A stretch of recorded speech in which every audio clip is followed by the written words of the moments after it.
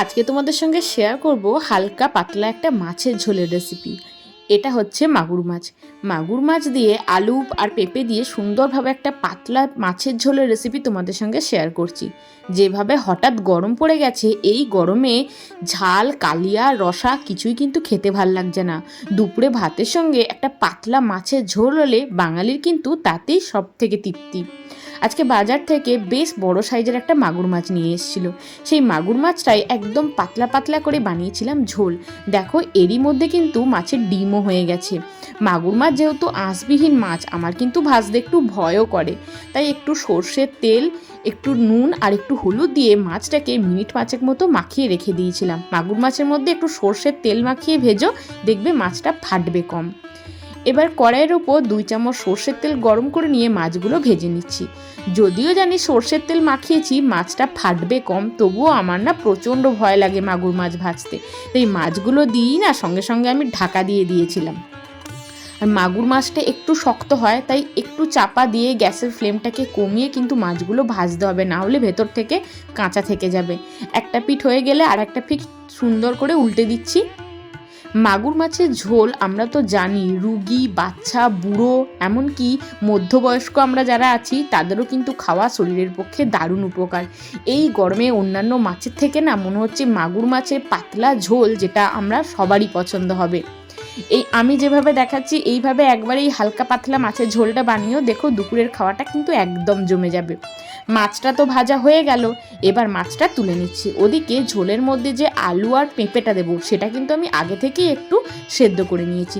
এই সেদ্ধ করে নিয়ে ঝোলটা বানিয়ে দেখো, ঝোলের টেস্টটা কিন্তু পুরো অন্যরকম হয়। বেশি কিছু মশলা দেবো না, একদম কম মশলায় ঝোলটা বানাবো। ফোড়ন হিসাবে এখানে 1/2 চামচ 5 ফোড়ন আর একটা শুকনো লঙ্কা দিয়ে দিলাম। ফোড়নটা যখন খুব ভালোভাবে ভাজা হয়ে যাবে, একসাথে বেটে রেখেছিলাম একটা গোটা টমেটো, 1/2 ইঞ্চি মতো আদা আর 2টো কাঁচা লঙ্কা। ব্যাস, এটাই কিন্তু বাটা মশলা।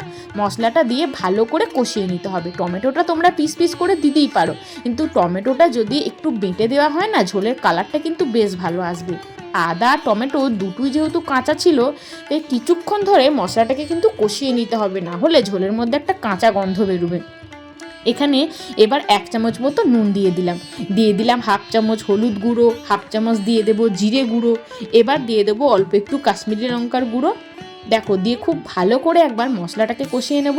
লঙ্কা গুঁড়ো যদি তোমরা দিতে না চাও, ভাবো যদি অনেকটা বেশি রিচ হয়ে যাবে, সেক্ষেত্রে লঙ্কা গুঁড়োটা একদমই স্কিপ করতে পারো। কারণ কাশ্মীরি লঙ্কার গুঁড়োটা শুধুমাত্র কালারটাকে ভালো নিয়ে আসে, ঝাল কিন্তু অতটা হয় না।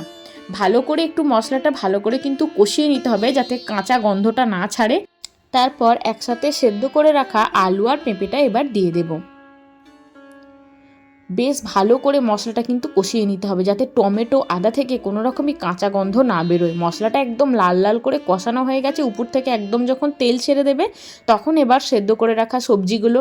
এছাড়া আলু আর পেঁপে ছাড়া এর সঙ্গে তোমরা আরও অনেক কিছু সবজি ব্যবহার করতে পারো। অল্প একটু গাজর, বিনস এগুলোও দিতে পারো, খেতে কিন্তু বেশ ভালো লাগে।